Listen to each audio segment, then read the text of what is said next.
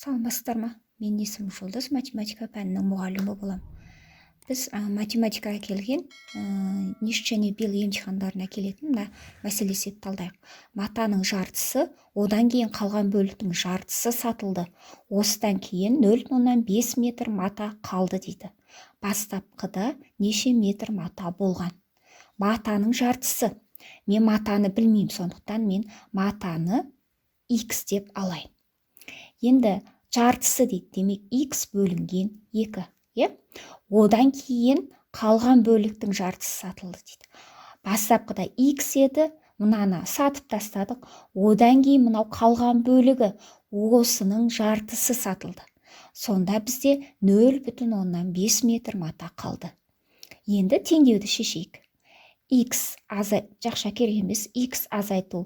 Енді мына x бөлу 2-ні біз 2-ден 1x деп алуымызға болады. Тең болады 0,5-ке 2-ні көбейтеміз, сонда 1 шығады.